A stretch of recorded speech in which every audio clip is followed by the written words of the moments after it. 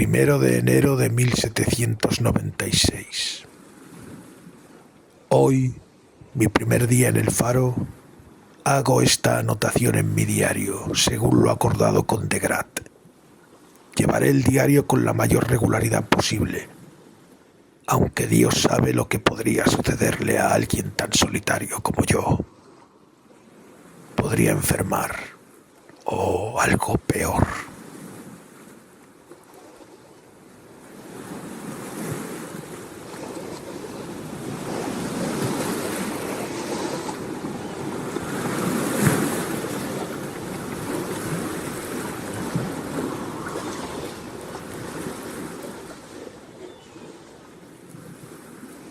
Hasta ahora, todo bien. La balandra se salvó por poco, pero ¿por qué pensar en ello si estoy aquí sano y salvo? Mi ánimo mejora solo con pensar que estaré, al menos una vez en mi vida, completamente solo. Pues por grande que sea Neptuno, es obvio que no se le puede considerar parte de la sociedad. Sabe el cielo que nunca he confiado en la sociedad ni la mitad de lo que confío en este perro. Si lo hubiera hecho, la sociedad y yo no nos habríamos separado ni siquiera por un año. Lo que más me sorprende es la dificultad que tuvo Degrat para conseguirme este puesto. A mí, un noble del reino. No es probable que el Consejo tuviera dudas sobre mi capacidad para dirigir el Faro. Un solo hombre lo había atendido antes y se las ingenió tan bien como los tres que por lo general asignan a la tarea. Las obligaciones son nimias y las instrucciones absolutamente claras. No sería lo mismo si me hubiera acompañado Orndorff. Jamás habría podido avanzar con mi libro teniéndolo cerca, con su intolerable cotilleo, por no hablar de su sempiterna pipa de espuma de mar. Además, quiero estar solo. Es curioso que nunca hasta ahora hubiera reparado en el triste sonido de la palabra solo. Casi me parece que hay algo extraño en el eco de estos muros cilíndricos. Pero no, es absurdo. Sé que mi aislamiento me inquietará, pero no lo permitiré. No he olvidado la profecía de Degrat. Ahora, a trepar al fanal y a echar un vistazo para ver lo que pueda ver. Ver lo que pueda ver, en efecto, no demasiado. Creo que la marea está bajando un poco, pero de todos modos, la balandra tendrá un viaje de regreso turbulento. Difícilmente avistará la tierra del norte antes de mediodía de mañana, aunque solo está a 190 o 200 millas.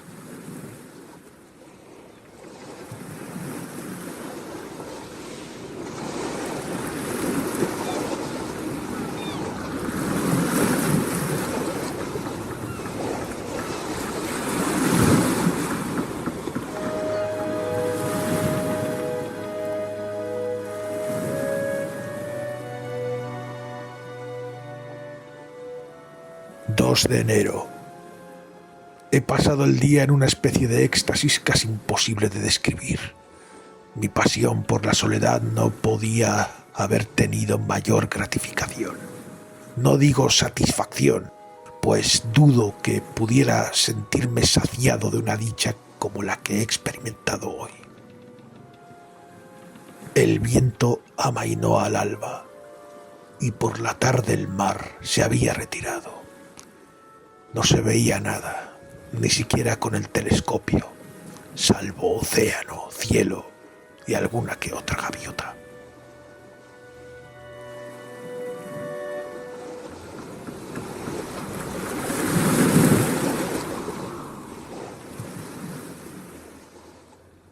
...3 de enero... Calma chicha durante todo el día.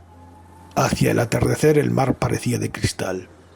Avisté unas cuantas algas, pero absolutamente nada más en todo el día, ni siquiera el menor rastro de una nube. Me entretuve explorando el faro.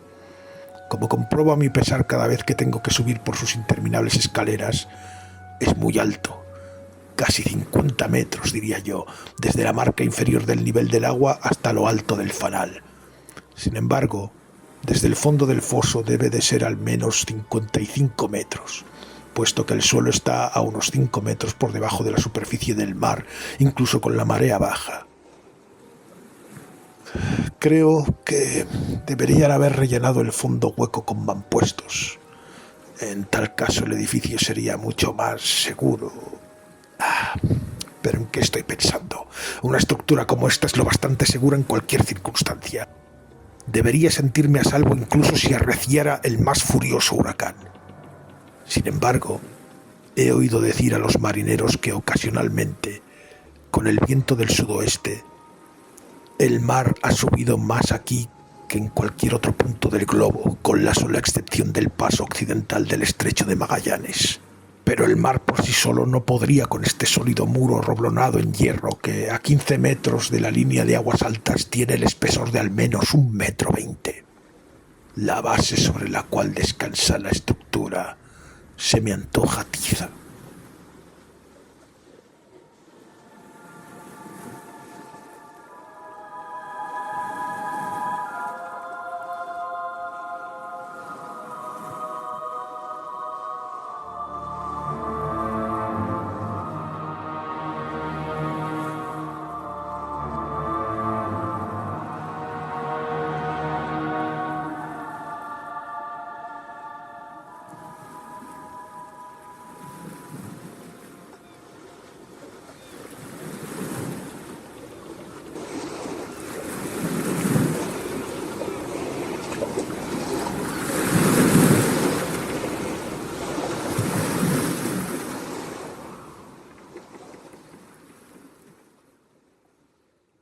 Hola, soy David Said. Bienvenidos a la lid de David Said. Claro, soy David Said y esto es la lid de David Said. Y tengo, como es costumbre, a mi vera virtual, es una forma de hablar, no está a mi lado físicamente, Iván Campos. Buenas noches. Muy buenas noches. Joder, pues menos mal que no estoy a tu lado, porque aquí la pecera y el tío ese del cristal que está con los cascos. Ay. Pero es que no, ese es un autómata, no soy yo físicamente. O sea, yo he poseído su cuerpo, estoy usando. En Ah, realidad estoy en mi cama ahora mismo, pero mentalmente he poseído el cuerpo de este gilipuertas que está delante tuyo. Porque no sé si has notado que es rubio, mientras que yo soy moreno. bueno, te recuerdo que en un viaje que hiciste al multiverso te encontraste una versión tuya, alternativa. Pero era muy parecida a mí. Pero este no, pero este es delgado y no lleva gafas, coño. Que Y es te lo rubio. tienen que explicar todo. Ya veo que es rubio, tío. ¿Tiene nombre? ¿Hablas? No me acuerdo, no me acuerdo si tiene nombre. No, ahora no le preguntes porque ahora no habla, ahora solo dice lo que le digo, lo que yo le hago decir. Esto es muy interesante. ¿Qué has conseguido? ¿Un Necronomicon o algo? Simplemente es cuestión de práctica. No Además, tiene que nada, sí, que los secretos no te los voy a contar ahora a ti, coño. y menos en directo, claro. Esto que hemos escuchado antes de empezar el Sí. programa, ¿qué es? Esto es el último relato conocido de Edgar Allan Poe. Un relato o lo que sea, porque no tenemos ni la seguridad siquiera de que sea un relato, que empezó y nunca llegó a acabar. Podría ser una novela. La verdad es que Edgar Allan Poe no escribió muchas novelas. Creo que Arthur Gordon Pym para de contar. Ujú. Todo lo demás eran relatos cortos.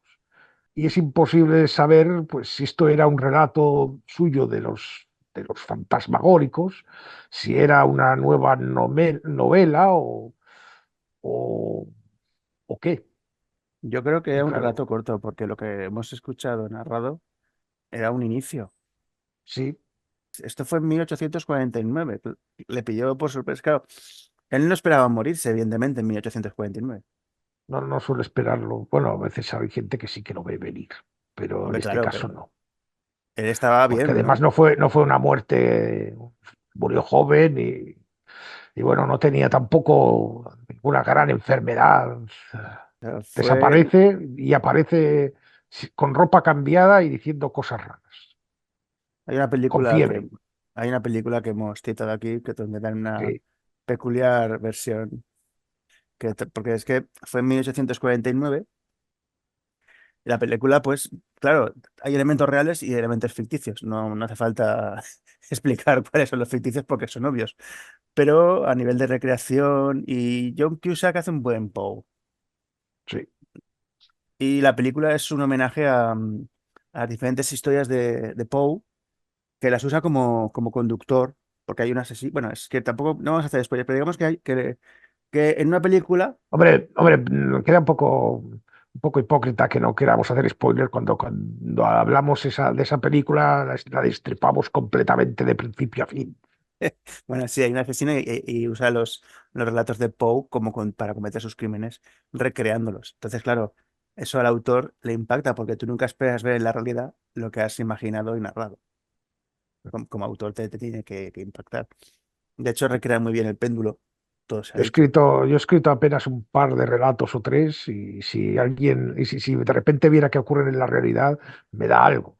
Sobre todo porque yo ni siquiera, por lo menos Poe tenía una excusa, él era famoso. Yo, ni eso. O sea, ¿qué clase de mindundi escrita ha leído mi relato? Oye, pues No hago tiempo. para no ser famoso, se te ha visto por la tele en Texas y en Tokio. ¿A quién no le han visto por la tele hoy en día? Ya, pero tú en prime time, En Texas y en Tokio. con Nacho Vidal, sí. Y un par de señoritas ligeras de ropa. Sí, Eso era sí. otra historia y ahí no salía Nacho Vidal. ¿Cómo que no? Sí, No, no salía Nacho salía Nacho. Vidal. Bueno, no salía Conmigo no. contigo. No, contigo no. Contigo había una chica ligera de Ah, ropa. sí, sí, no. Y luego, Nacho Vidal fue después. claro, evidentemente no tenías interés en Nacho Vidal, evidentemente. Pero bueno, ya que estamos hablando de faros, valga la redundancia y que aparezca por aquí Nacho Vidal, por cercanía en el tiempo, ¿tú crees que Poe le hubiera gustado Sarkozy? Relativamente cerca en el tiempo. Es decir, Sí, sí, sí, bastante. y Sarkozy aún tiene el pozo de lo que era Sarcosa, el bueno, no es Sarcosa, es Carcosa. Carcosa, aún tiene ese pozo de Carcosa. ese tipo de literatura gótica, pero ya entrando en lo que sería Lovecraft. Bueno, de Bueno, hecho, no del todo, no del es un todo. cimiento Aún es muy para. poesco. El relato en el que menciona a ambos a Carcosa. Es un relato atmosférico, más bien atmosférico en el que pasan pocas cosas. Es un relato bastante breve, que yo lo leí por primera vez en una revista que lo publicaban, que duraba 2 páginas el relato.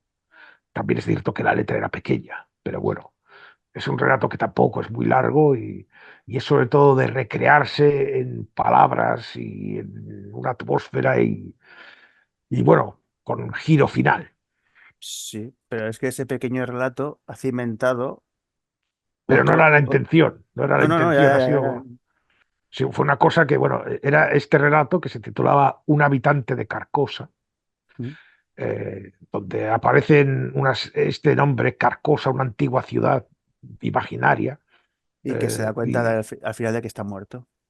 sí, sí, el protagonista es alguien que es un habitante de Carcosa, de una antigua ciudad, está perdido, no sabe dónde está su ciudad, ve a un hombre ahí con una antorcha, intenta decirle, por favor, dime, me he extraviado, puedes decirme el camino a Carcosa, pero el hombre no le oye, no le escucha, no le responde, y al final se acaba dando cuenta de que está en un cementerio y que está frente a su tumba y que la ciudad de Carcosa está hecha ruinas. Y aparecen una serie de palabras como Hali, como las Íades, y luego hay otro relato.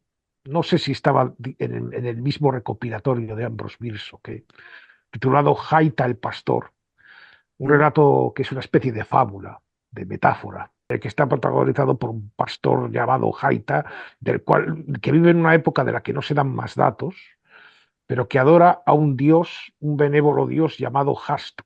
Sí, sí. Entonces estos nombres luego los homenajeó un escritor de novelas románticas, fíjate tú, y Ironía, ¿eh? novelas así muy cotidianas De y esas todo así pequeñas es... casualidades, de esas pequeñas Sí, casualidades que te hacen cuestionarte de, oye, ¿cuánto hay de ficción y cuánto puede haber aquí que se esté manifestando en nuestro plano? Sí, siendo conspiranoico, ¿eh? Pero. te digo que Robert Chambers era el escritor del que estamos hablando, escribía novelitas así románticas o cotidianas o de la vida cotidiana que todas ellas han sido olvidadas. Nadie las recuerda, solo recuerda el recopilatorio que hizo de relatos de El Rey de Amarillo, Claro. donde Porque utiliza los nombres, reutiliza los nombres de Carcosa, Hastur, pero dándoles significados nuevos. ampliándolos Entonces, realmente. no, tampoco los amplía, porque los usa de una forma muy ambigua. Nunca se queda claro qué quieren decir exactamente. Parece que Carcosa es un lugar, Mm. pero Hastur, que en el original era un dios, también es un lugar, para Robert Chambers. El recopilatorio de relatos, hay un hilo conductor que involucra a la mayoría de relatos y poemas, no todos, pero la mayoría están del hilo conductor de que los protagonistas de las historias en determinado momento entran en contacto con el libro El Rey de Amarillo. Una obra de Se teatro nos que da no nos plasma mucho porque te transporta, te rompe de la realidad. el libro El Rey de Amarillo, según cuenta, no cuenta mucho, efectivamente cuenta que es el guión de una obra de teatro. Y aquellos que la leen o, o bien se vuelven locos o les ocurre alguna desgracia, como si fuera una obra maldita. Se explica algo de la historia de ese libro que cuando se editó hubo polémica y tal, o sea, eso se lo inventa todo Robert Chambers. Es algo muy parecido a lo que haría Lovecraft luego con el Necronomicon. ¿Mm? Una cosa, en este espacio de tiempo, este escritor que escribió El Rey Amarillo, Sí, ¿ya había nacido Lovecraft? ¿En qué marco temporal estamos ahora? siglo XIX. Ah, Pero él bueno, estaba en Estados Unidos. Lo que pasa es que parece que tenía origen francés. es que Ambrose murió creo que fue en 1914 o 1917. Bueno, murió, desapareció en México, dejémoslo ahí. Sí. Entonces, claro, Lovecraft, ¿cuándo pudo entrar en contacto con esta obra? Pues en Porque realidad fue tarde porque lo curioso del caso es que Lovecraft inventó su Necronomicon sin conocer todavía el Rey Amarillo. joder, pero si estos son los cimientos del terror cósmico. Sí, pero se lo encontró luego, cuando ya tenía inventado en parte el Necronomicon, se lo encontró luego alguien, parece ser que uno de sus amigos epistolares le mandó un ejemplar. El recopilatorio de Chambers fue publicado en 1895. Ambrose Bierce aún no había desaparecido entonces. Ujú. Y cuando vio Lovecraft que había cierto parecido entre la idea del Rey Amarillo y su propio libro, pues cuando escribió esa sinopsis que a veces se reproduce de la historia del Necronomicon, mencionó al Rey de Amarillo, insinuando que Chambers se había basado en los rumores del Necronomicon para crear el Rey Amarillo, un juego metaliterario de los que hacía Lovecraft, de los que era tan aficionado. Recordemos a la audiencia que el Necronomicon nunca ha existido. No, nunca existió, por Por si supuesto. acaso No, hay algún no, despistado. no creo que haya nadie que lo piense realmente en serio ahora. Hombre, te recuerdo que hace años tuvimos que hacer un programa para explicarlo.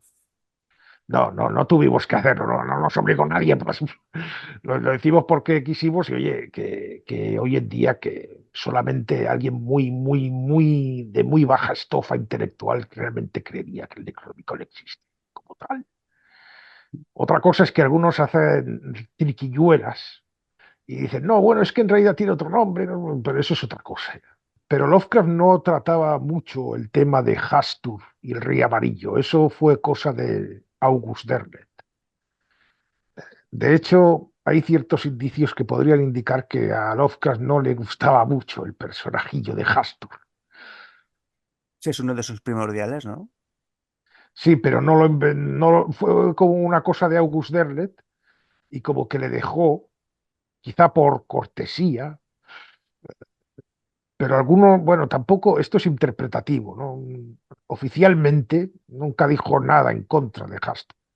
Lo que pasa es que algunos exégetas de Lovecraft, pues leyendo lo que dijo en tal relato, porque si hay un relato en el que menciona a Hastur de pasada, que es en aquel no me acuerdo cómo se llama, el de los Migou, el de los trasplantes de cerebro.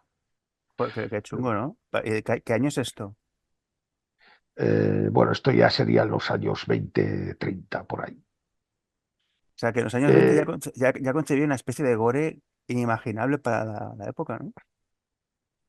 Mm, Bueno, eso era relativamente frecuente en el pulp de la época. La última época de Lovecraft en la que estaba ya mirando cada vez más hacia la ciencia ficción.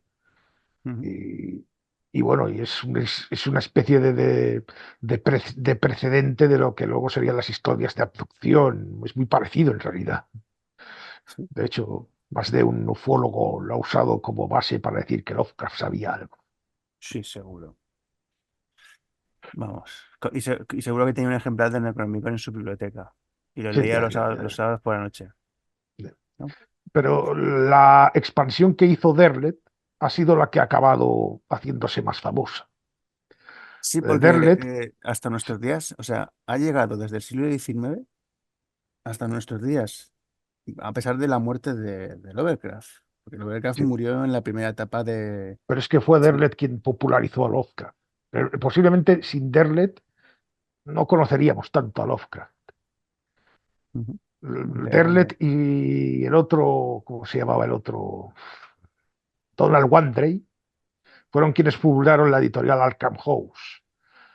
Eh, y entonces ellos fueron quienes empezaron a reeditar los relatos recopilados en libros bien presentados y apostaron por relatos que nadie daría un duro por ellos en aquella época.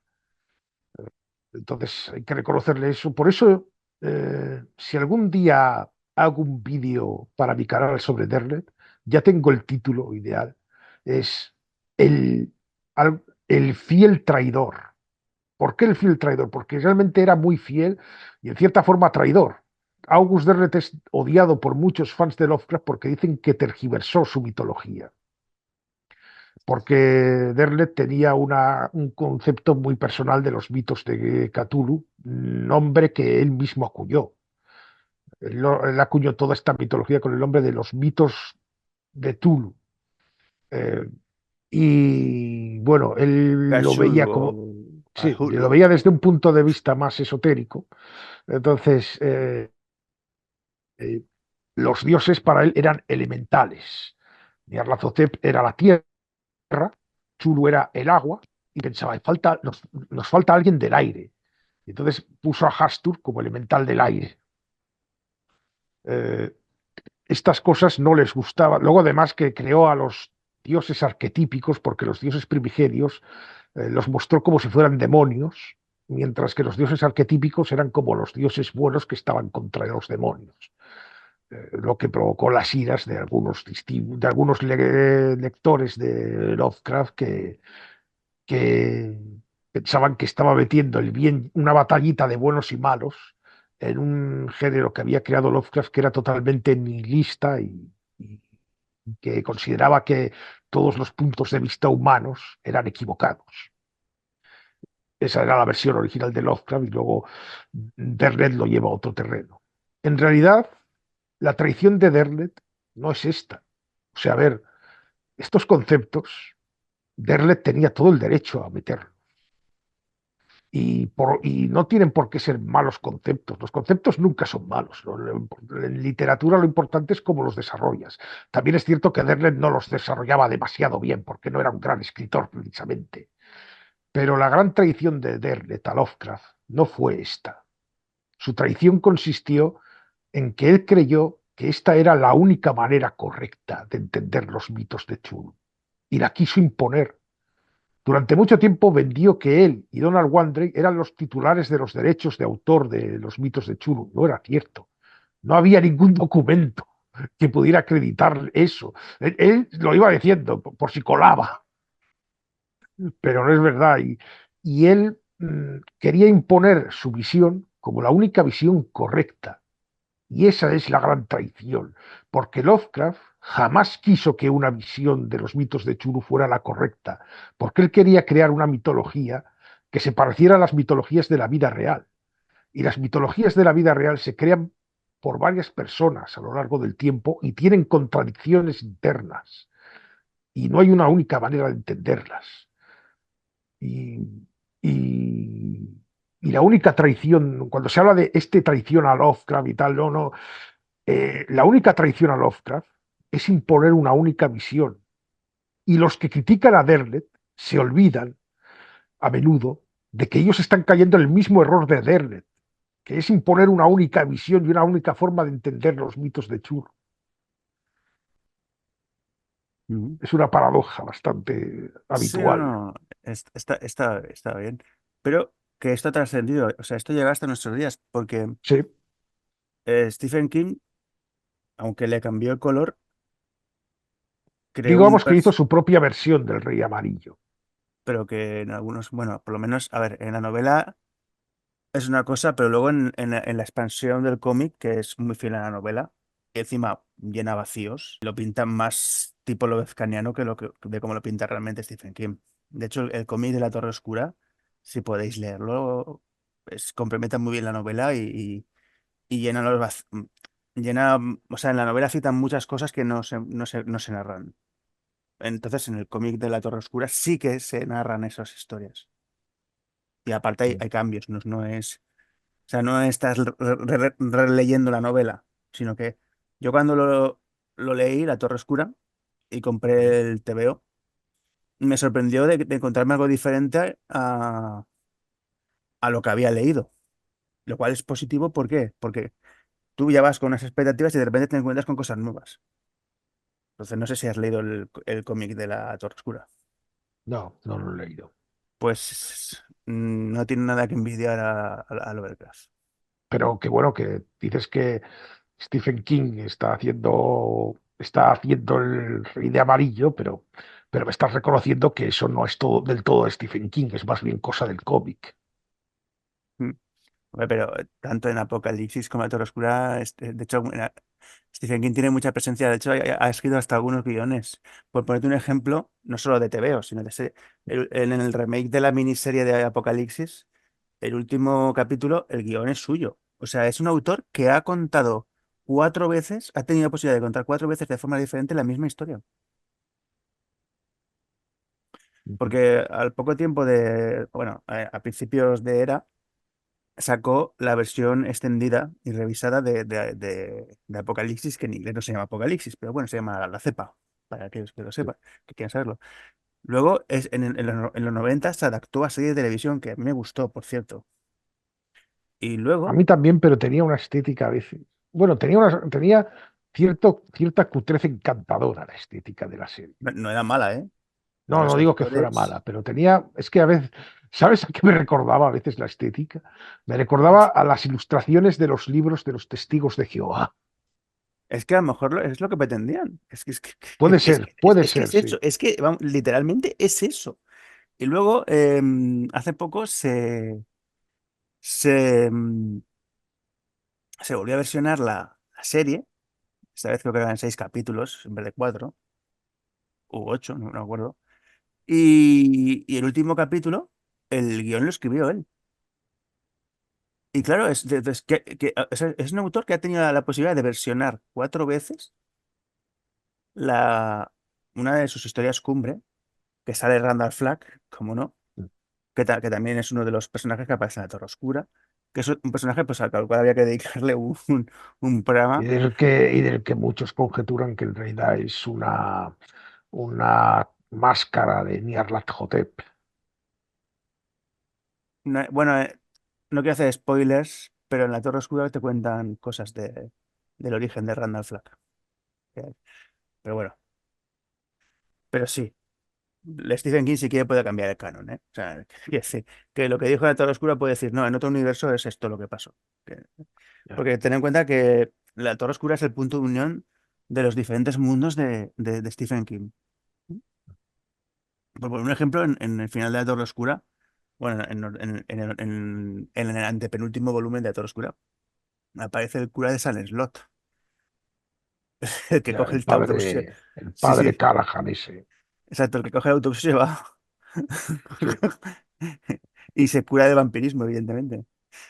Pero bueno, es que tampoco quiero destripar la saga de Torre Oscura. Es una cosa que decir, tanto el cómic de Torre Oscura como la saga de novelas no tienen desperdicio, porque tienen una calidad muy elevada. Y ahora, para acabar con el tema este del Rey Amarillo y una ciudad que transcurre que está en el plano de las ideas, llegamos a True Detective, cuyo último capítulo es brutal porque encuentran el anclaje físico de, de la ciudad. ¿Tú lo has visto? Sí, sí, sí. Cuando Pero entra ese, en claro, la sala, es muy bueno porque ese capítulo final está muy abierto a la interpretación. pues si tienen un altar con el bicho, con una manta amarilla. O sea, eran Sí, sí, canalizadores de sí, sí. entidades demoníacas que se disfrazaban por eso. Bueno, se puede entender así, pero también se puede entender como... eh, Se puede Y entender cuando de entra muchas maneras. Tiene más que ver con eso que se ha dicho a veces de que el cielo y el infierno son estados del alma más que lugares concretos. cuando entra el Matthew McConaughey en la sala ritual, que ve la Sí, esfera psíquica encima, eso da miedo. O sea, tú te ves eso claro. y te acojonas. O sea, y además es que el tío me hace gracia porque él sabe que va a morir. O sea, el asesino, que era Spaghetti, esa Sí, mañana le dice a su madre, mi ascensión satánica está cerca. O sea, no sabe que va a recuerdo esa morir. frase. Bueno, es que la típica familia sureña de clase alta que tiene sus vergüenzas incestuosas en los pantanos. Bueno, pero el Childress no era de clase alta precisamente. No, pero su primo y su padre eran senadores. Bueno, eso se insinúa, pero es lo bueno, ¿no? No sé, no, nunca queda claro. Y ya dice, ¿cómo conociste a ese abuelo? Pues mira, se me folló. Y entonces tu abuelo y tu padre. Esto es de generación pura y dura, o sea, de los pantanos sureños. Que vamos, que da muy mala vibración. Y le Pero dice, bien, bueno, también ha habido interpretaciones modernas diferentes del Rey de Amarillo hasta el punto de que se ha creado una versión alternativa que se llama Los mitos amarillos. ah, Incluso hay pues eso. una wiki, y existe, por ejemplo, se editó un juego de rol titulado The King in Yellow, el Rey de Amarillo, que se basa única y exclusivamente en el material de Robert Chambers, descartando los mitos de Cthulhu y dando nuevas visiones de lo que puede ser el Rey Amarillo, que quizás no sea un avatar de Hastur, como que es lo que la versión de Derlet, es que el Rey de Amarillo es una forma que adopta Hastur. ¿Mm? Cuando entra el Matthew McConaughey en la sala ritual, le dice, sacerdote, bienvenido a tu fin, bienvenido a Carcosas. Se cree Claro, que el origen podría ser Carcassonne. sí, no, no, pero es que lo gracioso es que es un cementerio viejo de la familia, que es, digamos, que sería la parte física, y ellos están, digamos, alimentando una parte en el plano de las ideas. Porque la cinta, o sea, ¿cómo tiene que ser? O sea, no se me ocurre mayor putada que le puedas hacer a un ser humano que la que le hicieron al comisario, de atarlo a una silla y ponerle la cinta. Ya. Bueno, O era sea, necesario. vamos, es que la han jodido de por vida. O sea, porque no es, o sea, nos falta imaginación para ver las aberraciones que pasaron en esa cinta. Pues esto ha sido muy interesante ver cómo algo que nació en el siglo XIX se mantiene hoy en día en nuestro presente y no tiene pinta de desaparecer, ¿eh? No, no, por un tiempo, ¿no? Y Poe no creo que entrar en este tipo de literatura. Poe también, sin querer, inició la suya, porque también Lovecraft recogió cosas de Poe. El famoso Tekelili de las aventuras de Gordon Pym, creo que era. Eso sale de las aventuras de Gordon Pym y lo usa Lovecraft en las montañas de la locura, Mm, como uno de los gritos de Shot o algo así. Muy interesante. O sea que, digamos que aquí se entrecruzan líneas. Pero es irónico porque este cuento inacabado Me inspiró. hace, perdona que te interrumpa, me resulta un poco gracioso porque oí un podcast del que hablaban de En las montañas de la locura y en un momento dado hablaban de que se ha dicho que es una secuela que hizo Lovecraft de las aventuras de Arthur Gordon Pym. Y los que estaban hablando ahí no lo veían, decían que no. Y uno de ellos decía, bueno, no es que sea una secuela, lo que quiere decir Lovecraft es que lo que ocurrió en las aventuras de Gordon Pym ocurrió también en el universo en las montañas de la locura.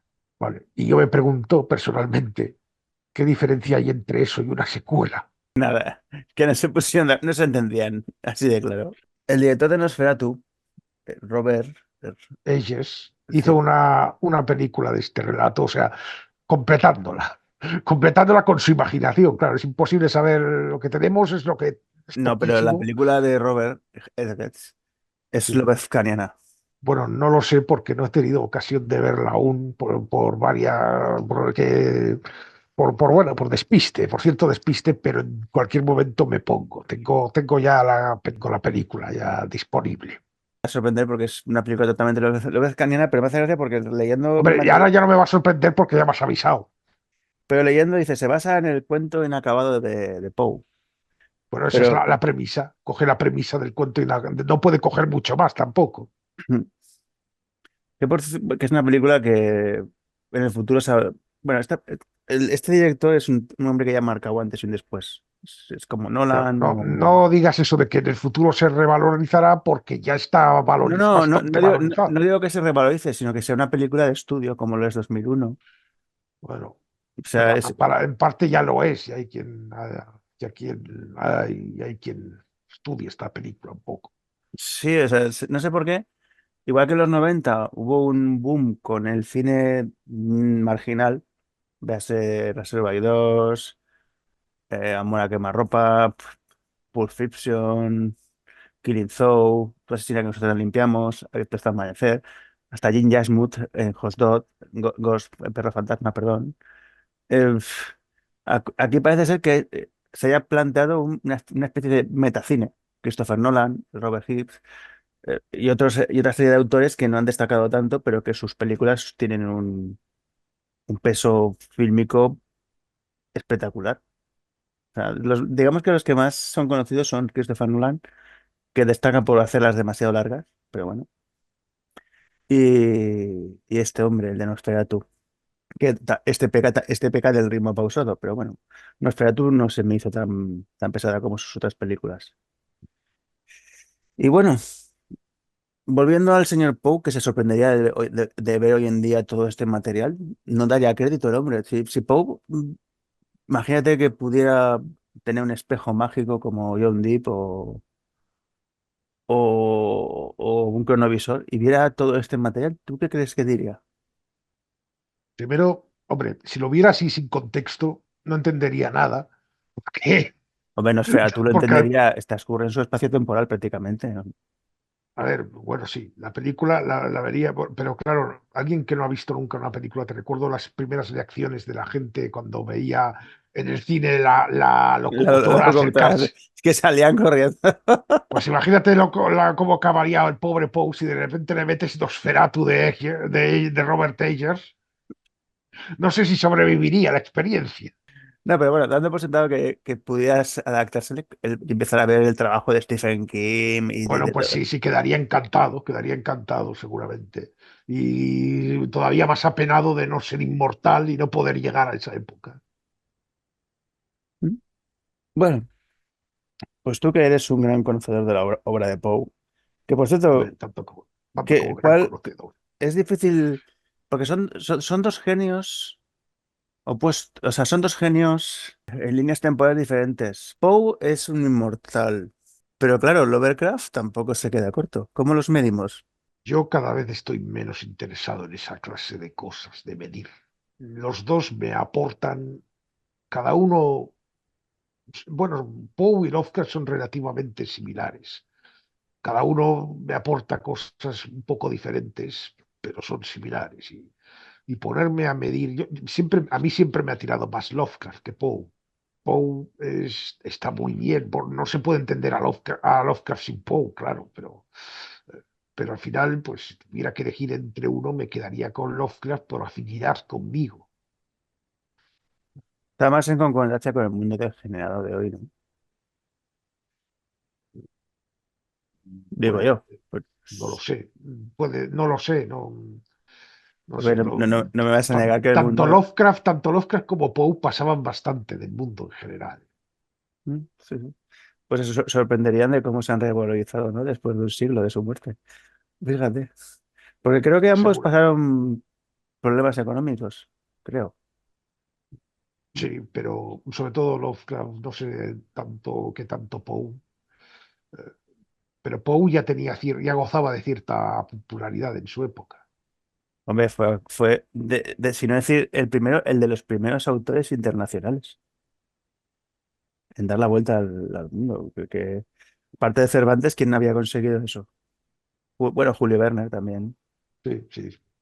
Pero Pero no hay muchos porque, claro, es una época en la que, bueno, no existían los medios de ahora para distribuir las obras y se distribuían pues como podía y se podían y, claro, tenían que ser obras muy sonadas. sí, sí. Bueno, pues vamos al norte, a la isla donde está el faro. ¿Cómo crees que sería el nudo? No tengo mucha idea, no tengo muchos elementos para decirlo, pero yo lo que me viene es algo más psicológico. Yo creo que el nudo sería contar cómo este protagonista poco a poco va obsesionándose con algún elemento y va perdiendo, perdiendo la razón, vaya. No sé, algo me dice que iría por... Claro, igual no tenemos ni idea, es todo especulación. Pero a mí lo que me viene, pues eso, Ujú. un individuo que pues quizá vería, yo qué sé, algún elemento, alguna madera salida de su lugar o cualquier tontería y a partir de eso empieza a montarse un escenario mental que empieza a obsesionarle y entonces se cae, entonces veríamos pues lo típico de que hace Poe de quizá es fantasmagórico, quizá es solo mundano, o quizá solo está en su mente, porque es que Poe lo cuenta todo desde la mente. Si te fijas, en realidad casi nunca relata nada explícitamente sobrenatural que no pueda entenderse de otra manera. Ujú.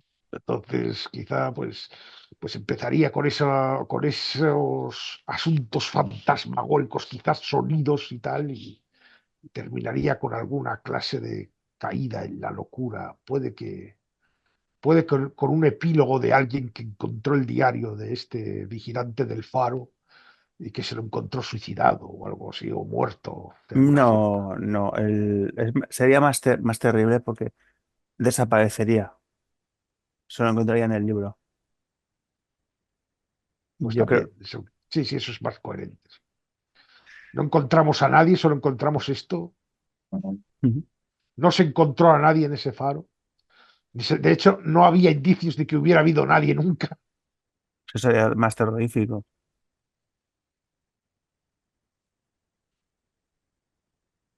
Acabar una obra inacabada es un marrón para un escritor.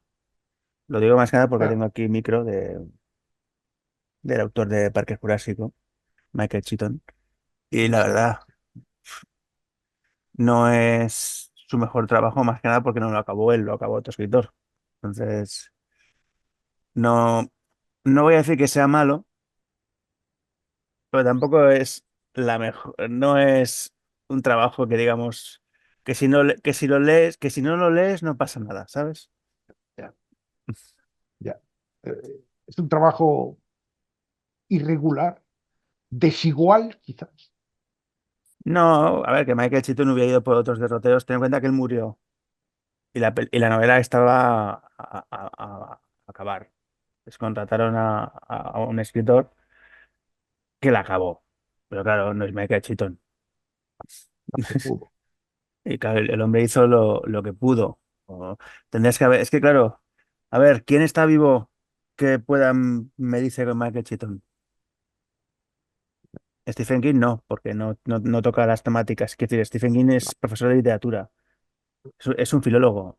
Michael Cheaton era antropólogo, artista Pero bueno, y licenciado en medicina. como filólogo, por lo menos igual hubiera podido emular su estilo. Sí, sí, podía haber creado, pero claro, si no tiene los conocimientos científicos, que es lo que Ya, tenía Cheaton. claro, necesitarías un grupo de asesores mm, brutales. Entonces, ¿quién hay vivo? Bueno, mira, Stephen King. Stephen King podía acabar el Faro, ¿no? Bueno, sí. Tiene las suficientes O tablas por qué y no, o por qué no. Thomas Ligotti, ¿te imaginas? te ha escrito. O Thomas Ligotti, bueno, tiene toda unas recopilaciones de relatos como Noctuario. Yo mismo en mi canal de YouTube tengo un relato suyo leído por mí, Conversaciones en lenguas muertas. Ujú. Lo ves Pues cañero, ¿no? sí, pero no. O sea, sí, está muy inspirado en Lovecraft. De hecho, es un gran adorador de Lovecraft. Le ama por encima de todas las cosas. Pero al final no es los mitos de Chulu, es sus propias, son cosas mucho más abstractas y extrañas y personales. Y como es alguien así muy especial, pues hombre, sería interesante ver cómo acabaría Thomas Ligotti, el relato del faro. ¿Es italiano? No, bueno, ese es estadounidense, imagino que tendrá ascendencia. Claro, es que ese apellido no es de Wisconsin, ¿eh? No, ya. Ya, ya, ya. Por eso, tío. Yo pensaba claro, digo, bueno, es muy común que el auto esté. Bueno, es que, claro, los franceses hacen una cosa, los italianos hacen otra, pero a veces comparten puntos comunes en los creativos. Entonces no es muy descabellado. Este hombre está aquejado de una fuerte anedonia a lo largo de su vida y es tremendamente depresivo y parece ser que lo único que le hace, bueno, que le hace alguna clase de consuelo es escribir sobre el horror. Bueno, eso es un poco. Mira, es que creo que esto está relacionado con el faro, porque el faro sería un descenso a la locura como en el resplandor. Lo que pasa es que. Por cierto, que Thomas Ligotti tiene que ver con la serie que has mencionado antes, True Detective. Las Joder, reflexiones de Cole, del McConaughey, están sacadas del libro de Thomas Ligotti, La conspiración contra la especie humana, que no es un libro de ficción, sino que es una especie de ensayo en el que aboga por, bueno, pues, porque no nos reproduzcamos nadie, por un antinatalismo y para que así poco a poco se vaya extinguiendo la especie humana. solo puede pasar en Estados Unidos, ¿eh? Quiero decir, si después de lo que comentamos alguna vez, el tema del rapto, ¿te acuerdas? Sí. Pues esto solo puede pasar en Estados Unidos, que un autor haga un ensayo de 300 páginas pidiendo que no nos reproduzcamos. Claro, él tampoco se hace muchas ilusiones, pero en cierta forma escribe ese libro, yo no lo he leído, porque no me atrevo, Te da miedo, porque claro. yo soy muy obsesivo, yo soy muy obsesivo y cuando se me mete una idea en la cabeza, incluso si yo sé que no es cierta o es absurda, está ahí martilleándome. eh, ¿Sabes qué es lo que suele hacer la gente con la ansiedad, no? Unos fuman sí, pero es tabaco, que no es... otros se meten café, Sí, que no sé qué es peor, pero bueno. Y otros recurren a otras sustancias verdes que no te recomiendo. Aunque bueno, el tabaco también es malo, ¿eh? pues sí, el tabaco no lo veo, pues yo soy asmático, lo que me faltaba, pero Tú no imagínate. puedes fumar, te morirías. ¿De qué murió? De un paquete de Decir, por cierto, que me he acordado de un programa de radio mítico de la radio española que hizo como ejercicio con sus oyentes esto de terminar una obra inacabada. Estoy hablando del programa Historias de Radio Nacional de España, conducido por el legendario Juan José Plans, creador el escritor de ¿Quién puede matar a un niño? Que lo Lo llevó al adaptó cine, Chicho Ibáñez Serrador, sí. que lo llevó al cine Chicho Ibáñez. Sí. Entonces, él hizo un programa de radio, bueno, dos programas de radio bastante míticos allá por los 90 y los principios de los 2000, el primero se llamaba Sobrenatural y el segundo se llamaba Historias. Y en Historias, pues solía hablar a menudo de vampirismo, de historias de vampirismo y una vez leyeron el relato inacabado que escribió Lord Byron Ya Mm. sabes la historia de sabes la historia de Villa Diodati, ¿no? Sí, sí, que despidió el invierno y acordaron escribir un libro y el único que cumplió la palabra fue Sarah Shelley, la autora de Frankenstein. Sí. Mary Shelley y bueno, y también en cierta forma también el Polidori, John Polidori publicó su relato El vampiro, que al principio fue erróneamente atribuido a Byron y fue el propio Byron quien lo desmintió enfadado. Pero Byron escribió un boceto de un relato que también iba a ser sobre un vampiro que se llamaba Augustus Darber y lo dejó inacabado. ¿De qué me suena De ese manera nombre? que sí, es el nombre del vampiro que salía en el relato de Byron. En historias dramatizaron ese fragmento, lo dramatizaron con la forma de alguien que se lo contaba a otra persona, ¿no? Y la otra persona, y cuando están contando el relato, de repente dice, ¿y cómo siguió? No puedo decírselo. ¿Cómo que no puede decírmelo? No, porque nunca hubo un final. Y entonces abren una invitación a los oyentes para que escriban ellos el final de la historia. Un final para Augustus Darber. Y hicieron un programa leyendo los diferentes finales que les habían mandado los oyentes. ¿En qué año es? ¿Escribió esto, Lord Byron? 1810 y algo. Y claro, también me extraña que no lo acabara, ¿eh? Porque siendo algo fuera de lo común, porque este hombre era un... Vamos a usar, sí, se puede llamar, este hombre era un degenerado, ¿no? Eh, bueno, un poco, sí, era un individuo. No tiene nada que envidiar a Poe con el tema del alcoholismo. Sí, pero no, no era eso lo que. Bueno, era un tipo cruel, Sí, un un poco. Marqués de Sade, ¿no? No, no, no llega al nivel del Marqués de Sade. Un poquito más light. Bueno, también el Marqués de Sade no hizo muchas de las cosas que describió también. Tampoco era tan malo, ni tan, no, no, describía barbaridades, pero hizo apenas un 10% menos del 5% de lo que describió. O sea que le han colgado un San Benito al pobre hombre, realmente Pues no. un poco sí, ¿eh? Un poco sí. Y un día hablaremos de la tragedia del Marqués de Sade, Que que al ahora mismo final está. no fue entendido ni por sus detractores ni por sus defensores, que tampoco han entendido nada. O sea, ahora mismo, si existe un más allá, tiene que estar pensando, no me entendisteis. Que por cierto, No, hay yo una creo película. que si existe un más allá primero, sería una decepción para Sade porque él quería pasar al olvido y dejar de existir y estaría cagándose en todo. Hay una película en el manicomio donde está el cura es Joaquín Phoenix. No sé si la has visto. Sí, sí, sí, sí, sí, sí, ¿Es claro. verdad que Uy, que le mandó cortar la lengua? es una película muy ficticia. Estaba vagamente basada en los últimos días del Marqués de Sade, que sí estuvo recluido en Charenton, que había un cura que era el que regía un poco el manicomio y que había una chica, una sirvienta a la que Sade parece que enseñó a leer. Pero no sé mucho más. De hecho, parece que no hay mucha similitud, no hay mucha más similitud con lo que realmente pasó. O Es sea, que una es ficción ficción, histórica, ¿no? es una ficción histórica. Es que me sorprende que digo, joder, que a alguien de tan alto nivel social le corten la lengua.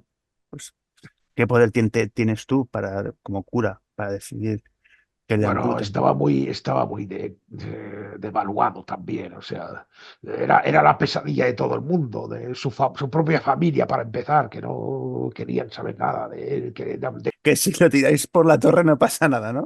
más o menos. Es que, de hecho, era desprecio por todos porque él que quería ser un revolucionario a favor de las clases bajas, pero claro, las clases bajas le decían, "Ah, pero tú eres conde, hijo puta". Sí, suele pasar, ¿eh? Que aquellos que van de defensores de los pobres tienen la vida solucionada y tienen un patrimonio familiar que tira para Él al atrás. final no tenía la vida solucionada porque su propia familia le había dado la patada. Hombre, Estaba ya en la pobreza también, casi. sí, no, ser aristócrata no implica tener dinero, os lo garantizo.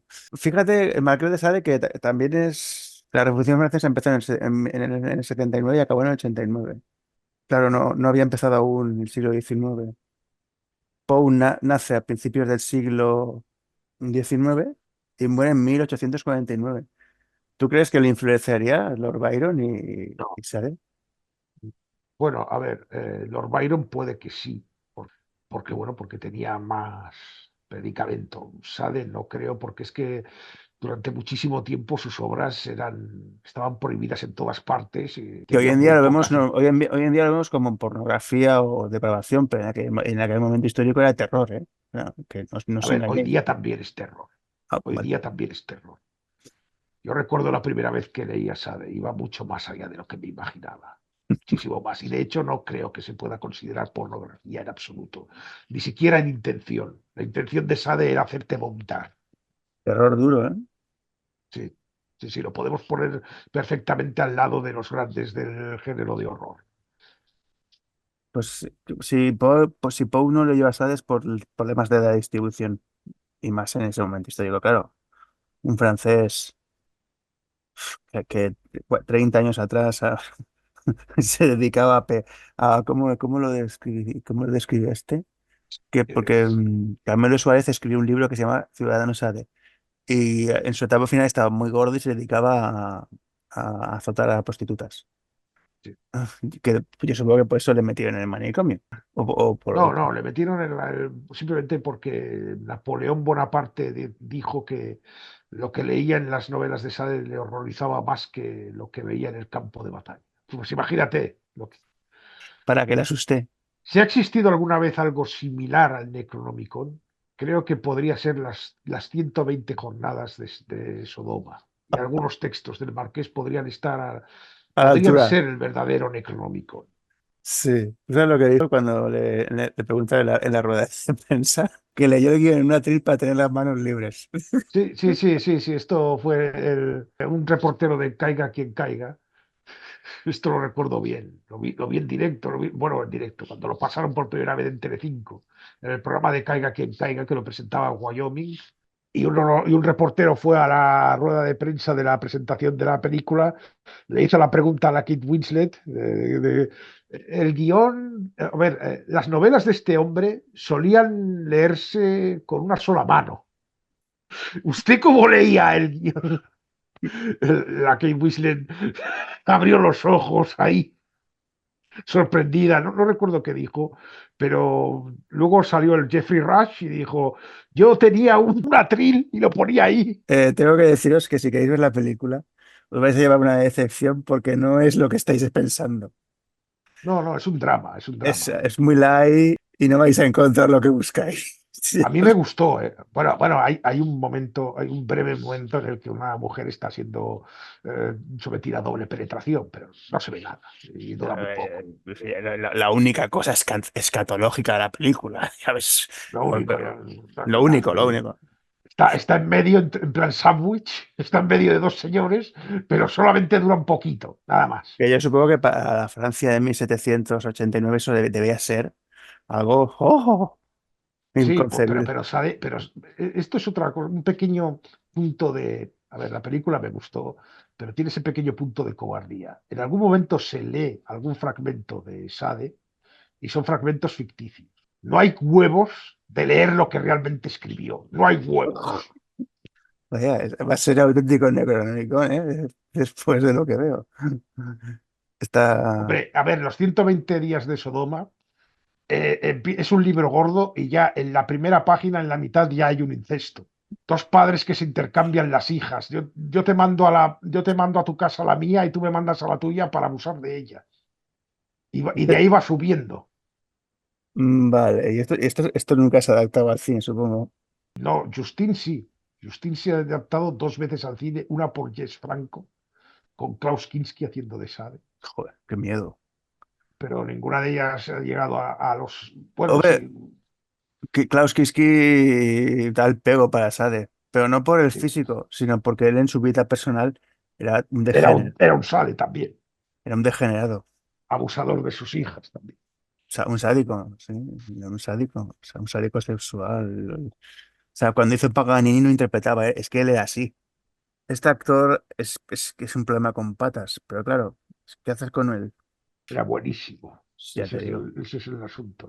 Era buenísimo de actor, era uno de los mejores actores, pero estaba completamente loco. No estaba loco. Simplemente que le quitaron las cadenas y claro, un histriónico. Vete tú a... Según Verhoeven, cuando era crío, estaba en la pensión con él y le dio un ataque de ira y destrozó el cuarto de baño. Y la dueña de la pensión no le cobraba porque tenía lástima de Klaus Kinski, porque claro, Verhoeven y Klaus Kinski coincidieron cuando Verhoeven era pequeñito. Y después de la guerra, pues él acabó viviendo en la misma pensión que Klaus Kinski. Que quién le iba a decir a ese niño que décadas después su actor fetiche, con el que hizo bueno, no voy a decir sus mejores trabajos porque él es un hombre que aún está vivo y ha hecho grandes películas, pero la etapa de los 70 y de los 80 se recordará por las películas que hizo con Klaus Kinski, ¿sabes? De hecho, y sigue haciendo buenas películas, ¿eh? Verhoeven, quiere decir, Klaus Kinski está muerto. Ya. Aunque eso no fue un impedimento para que Verhoeven hiciera una película más con él. Que es para decirle, pero no aprendiste la lección. La película de Paganini, Kinski quería que la hiciera Herzog, Y pero Herzog ya dijo, vale, soy gilipollas, pero hasta un límite. pero No, te más digo- no, Klaus, que te den 2 duros. sí, sí, pero tú ves la película de Paganini y parece que la haya dirigido Verhoeven. Claro, estaría imitando todo el estilo y tal, y todo lo que sabía de... O sea, es una película dirigida por Klaus Kinski, pero que si te dicen que la ha dirigido Verhoeven, tú te lo crees. Y luego, años después, cuando murió Klaus Kinski, Verhoeven hizo un documental que era Mi enemigo íntimo. O sea que la muerte de Klaus Kinski no le impidió volver a trabajar con él. Y esto, que no sé si la has visto. Y, Sí, sí, la he visto, la he visto. ¿y qué te pareció? ¿No? Que se le pasó el infrazón a Verhoeven para volver a revivir todos esos momentos tan No, maravillosos. bueno, yo le agradezco que lo hiciera, o sea, está bien conocer esto, está bien conocer esto, esta faceta de Kinski, porque si no, pues, hombre, sí, era muy interesante el documental. Hombre, el Aguirre, Supongo que todo eso tenía que contarlo en algún sitio. pues, Yo también lo hubiera querido contar si hubiera es lo estado que en le el dijo, lugar de es ver. lo que le dijo su psiquiatra posiblemente. Tienes que hacer un documental de esto y quitarte el fantasma, porque si no lo vas a llevar hasta que te mueras. No, sí, sí, disparó y le quitó un dedo a uno de los trabajadores cuando estaban rodando Aguirre la cola de Dios. Y los indios le dicen a Verhoeven, ¿Tú oye, quieres que lo matemos? ¿y sabes lo que dijo Y Verhoeven? tentaciones tuvo, pero al final dijo, mira, es No, que que es mi lo protagonista necesito, y no puedo sustituirle. lo necesito para acabar mi película. Luego hay otra anécdota de ese rodaje, en el cual Klaus Kinski ya estaba hasta las narices y quería descansar. Y dice, repite la escena. Y Klaus Kinski dijo no, y Verhoeven le puso una pistola en la cabeza y le obligó a acabar la escena. Luego al día siguiente, Klaus Kinski quemó la casa de Verhoeven con él dentro. Pues imagínate tú las que tendrían que tener con Cobra Verde, Finderando, ¿cuál más hizo? Nosferatu. Esta ópera, la adaptación de una ópera en la que Bueno, pero siempre tenía problemas con todo el mundo, ¿eh? Kinski. Recordemos la famosa estirada de barba que le hizo a Fernando Colombo cuando rodaba hostias, aquella mierda que hicieron con el Miguel Bosé, el Caballero del Dragón. Sí, el sí. Caballero del Dragón. Te digo una cosa, ver a Harvey Keitel y a Miguel Bosé y a Klaus Kinski, digo, joder, que bueno, la tengo que revisar para ver si es tan mala como tú dices ahora o hay algo salvable. Pero el papel de Klaus Bueno, Kinski, algo salvable podría haber, podría haber.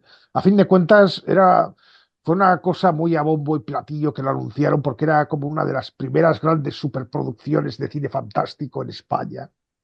Y encima salía Miguel Bosé, que entonces era una estrella, aunque no decía mucho. La verdad es que no hablaba, no.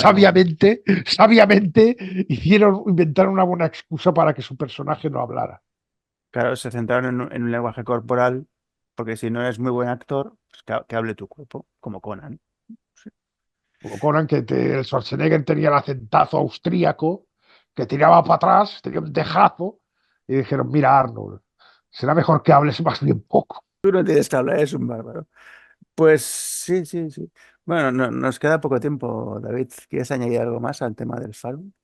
Tenemos que resignarnos a que el faro será un enigma para las eras. y que solamente podemos imaginar lo que hubiera sido. Por lo menos mientras estemos vivos, porque igual si nos morimos y hay un poco de suerte y existe algo más allá, pues no sé, a lo mejor nos toca estar cerca de Poe y podemos preguntarle. Pero claro, es posible que Poe se ponga huraño y diga, no quiero hablar de esto.